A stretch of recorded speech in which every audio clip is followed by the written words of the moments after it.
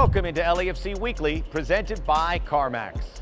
Hi, I am Max Bretos, and this is the show that gets you up close and personal to all things black and gold, joining you from the concourse here of beautiful BMO Stadium.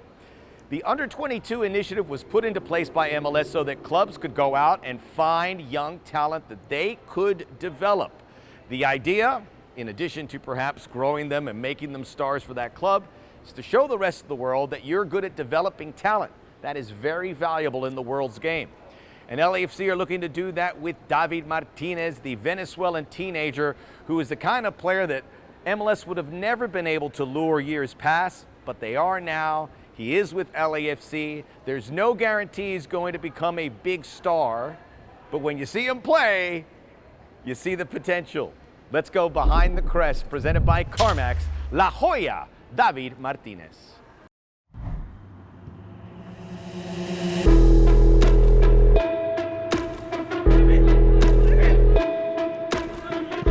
You could see that he was a different guy. Already showing his personality as an 18-year-old. You see this guy's skill. He's just exciting to watch. And try to see if he can become the next big thing. His ability and his talent is phenomenal.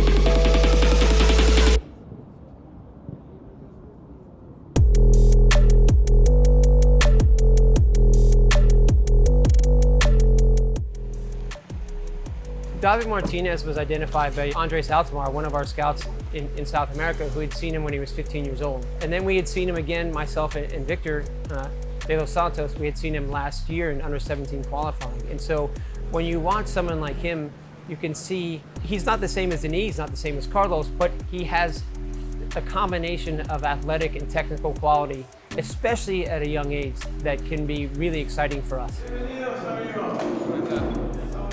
We always thought if we found the right loan or transfer solution for Stipe, we would have a need to fill in with a young winger. And throughout the conversation, David's name came up. We have a scout that covers that territory, the northern part of South America, named Pipe Altamar, who said, look, this player has never been open to MLS, but I just know he would fit so well and what have you. Then I started watching and scouts started watching, and we got very excited about the potential, and in conversations with the agent, with the family, with David himself, we realized that this could work. Miscommunication at the back there for Paraguay. Martinez will have another go, drills it in! When David came in Venezuelan soccer, he was just 16 years, and he doesn't come from one of the, let's call it, big teams in Venezuela. He comes from Monagas, but then his features in every national team, every underage national team, you could see that he was a different guy, that he was a very talented guy with poise, with no fear. En ese momento estaba jugando el Proolímpico. Habían rumores de otros clubes, pero no le estaba prestando mucha atención porque estaba enfocado en la selección, ¿no? Once, like everyone had the opportunity to watch him play with the national team, we knew that he was going somewhere.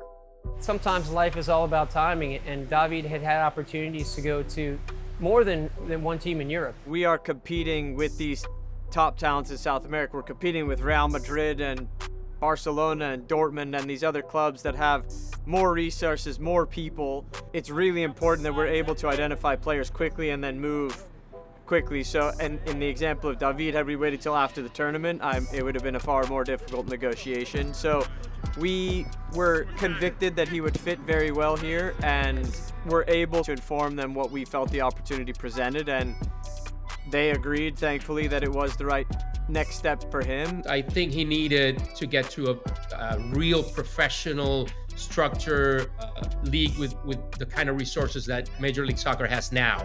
And I couldn't think of a better team than LAFC, because I think they're doing things the right way. You know, they're trying to be competitive, but they're also trying to stay competitive within the MLS rules of rosters. Players want to join a club where they think they have a chance of winning. I think players, as a part of that, want to be, young players anyways, want to be in a league and a club where they feel like it's the right stage, where they can showcase what they can do. A lot of eyeballs on this young player, David Martinez from Venezuela. You clearly can see David Martinez has a special ability on the ball. He's got a soft touch. His eye for the pass, the way he moves is different. And so that was what piqued our interest. And clearly, it's not really a secret in South America who David Martinez is. We were quite fortunate. We were quick to pounce on it. And now we've got him here. And so now we're going to mold him and try to see if he can become the next big thing.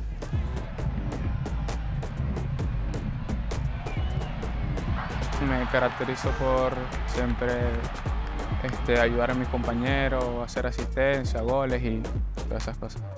Each guy has his own characteristics and personality, and to try to see them open their eyes, open their minds, and then when they grasp it, you see the light kind of come on, and then they take off. That's kind of the whole reason why we coach. If David continues to show improvement, Steve and the coaching staff they're going to play him because he's effective. And so I think this idea of, oh, he's young, so you have to be extra careful and put the brakes on, I think that's nonsense.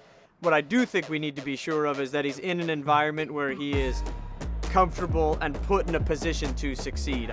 Entering the match, number 30, David Martinez. Certainly he's one for the future that we really need to, and we're excited to work with. Absolutamente todo, la camiseta, el estadio, los fanáticos, los jugadores que pasaron por aquí, todo. Coming up on LAFC Weekly, presented by Carmax, we go inside Matos Bogish's journey to the black and gold.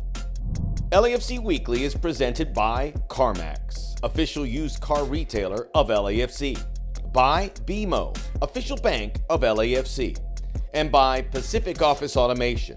We have your office game plan.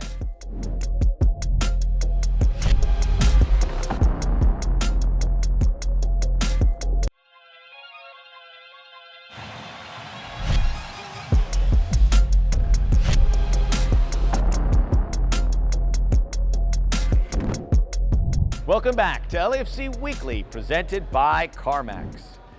As you would imagine, the competition for young European playmaking midfielders who can play and forward, could score goals, could hit set pieces, is pretty fierce. Which makes it crazy to think that LAFC have found a way to bring Matos Bogish over from Poland, or where he last played in Spain, or he previously played in England. And during those spells, it never quite fit for him, had some injury issues, maybe wasn't in favor with a manager here and there, and that allowed LAFC to pounce. And when he came here, it all fell into place. Matos Bogish is not only one of the best players for the black and gold, he's one of the best players in MLS, and he is this week's player profile, presented by Rockstar Energy Drink. Hello, I'm Matos Bogish. I'm midfielder, the LAFC. Bogusz! Oh, it's in! Mateusz Bogusz! I'm from Poland.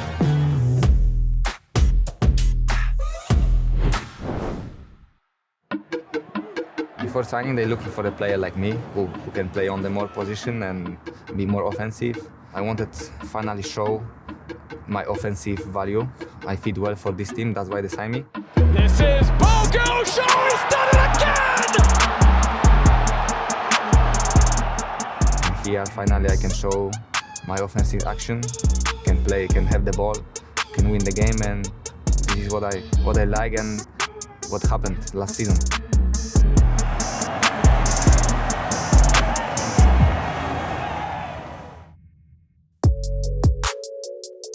I started in my city town club, what was named Gwiazda Ruda Śląska.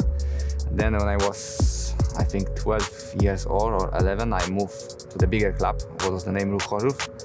And I did all steps in this club to join first team, and I finished in the first team. So I made my debut there, and after that I was selling to Leeds. My previous club sold me to Leeds United. I spent there around 2 or 3 years. I was training with first team, made my debut there, played some games under the coach, what was named Marcelo Bielsa. I learned that a lot about physically and as well mentally. I think this prepared me for made next step, what was Ibiza, because this was my loan. What I did very well, I think, because I played six months there. I really enjoyed it there, but unfortunately I had my ACL and my knee, so I needed to have a break and surgery. What I got was around 8 months. After that I recovered and I went back to Ibiza, played as well a couple of months, and then was the first signal, then LAFC want me to buy. And after 2 or 3 months, I signed with LAFC. Yeah, I think my favorite goal from last season was versus Monterrey, because the game was on the Rose Bowl, so it was a big stadium, there was a lot of fans on this game, and it was very nice action and good finish, so this was my favorite goal. It's hard to say, it's hard to say. Every game is different. Some games I'm better in this type of things, some games are better in this type of things, so I'm analyze almost every game, so it's difficult, to say one thing, but I think I'm going in the good way, and I hope so I can improve. My favorite thing what I do in the free time is many. I don't like staying home. I like go out with the friends, with my girlfriend. I like the beach. I like swim. As well, I like computer game, So I have a lot of things to do. Someone just call me, I just change and I go, I like the people here. I like the weather, It's not happening in my country. So I like that, and it's beautiful, Whenever you go here, it's beautiful, and I like stay outside.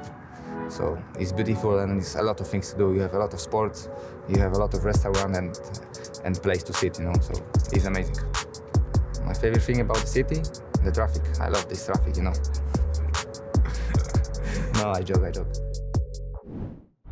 Coming up on LAFC Weekly, presented by Carmax, we go inside the journey of forward Louis Mueller's promotion from LAFC 2 to the first team in his first season with the Black and Gold.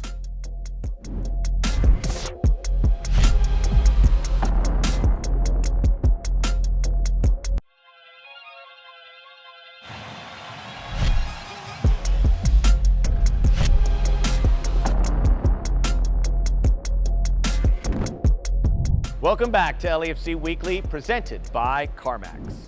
I have been covering this sport for longer than I care to mention, and needless to say, I have seen very, very different paths for footballers.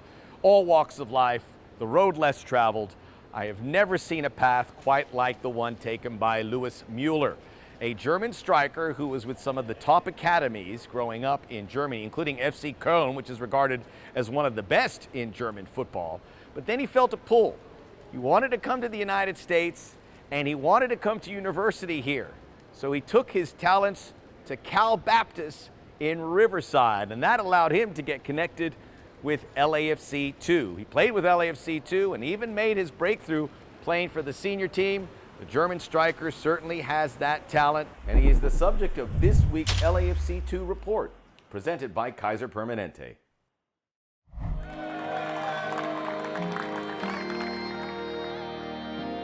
I've always dreamed of playing for a professional soccer team. If I had to choose one team, it would have been LAFC.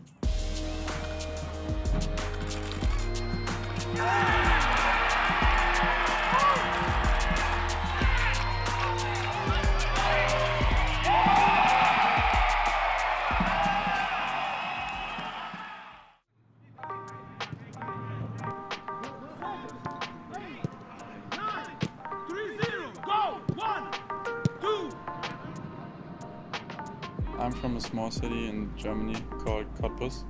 It's close to Berlin. It's like the next biggest city. Everybody in Germany loves playing football. So I would say like everybody in my friend group plays football. So that's like all we do every day, all day. That's all we talk about. My first high-level team was Energie Cottbus. It's my hometown club. After that, I transferred to a, in my opinion, even better team called FC Köln. I played youth Bundesliga there up until I went to college. Back of the net, what a shot, Mueller. I came to the States in 2020. I've never been here before. I've heard about the opportunity to play soccer in America, to go to college and play for that college. At first I was really nervous because I've never been to the States and I was far away from my family to that time. But after like 1 or 2 weeks, I felt at home already because I had amazing roommates within the team, amazing friends. The coaches were amazing. I just felt at home there.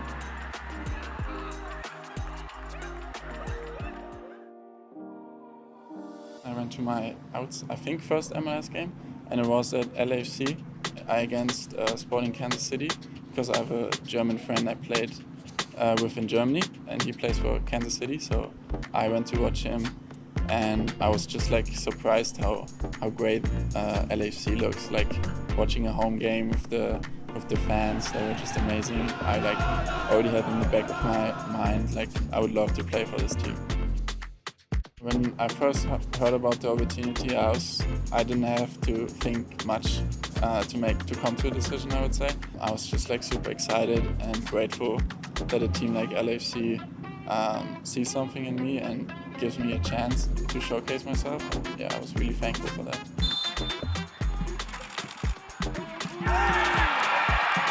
So I didn't expect a start like this for me. And then I just wanted to keep it going and keep the confidence up. I played some good games at LAFC too, and I think that's also what helped me to get to the next level.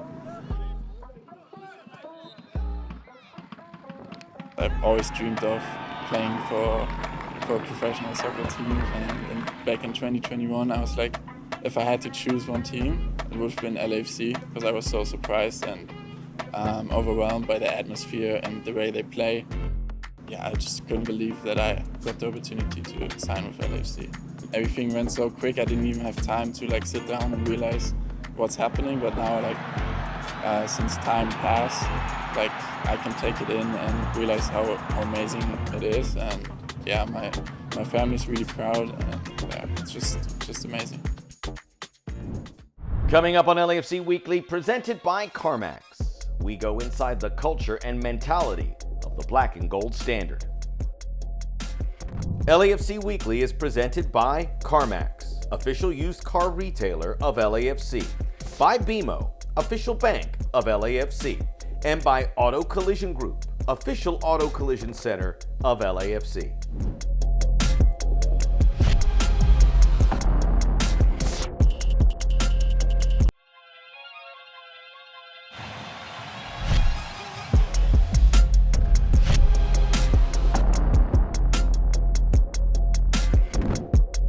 Welcome back to LAFC Weekly, presented by Carmax. When I first started with this club, when it all began in 2018, we wanted to set the black and gold standard. But what did it mean? We hadn't done anything. It was something to strive for. And it doesn't mean we were going to get there, but you had to put the work in, roll up the sleeves. It's not just finding success, it's maintaining success, setting a standard so that everyone who follows you wearing black and gold know what it's all about and know what is required.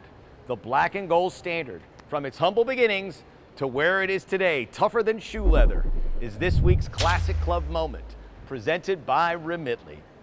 And that is that. What a first impression.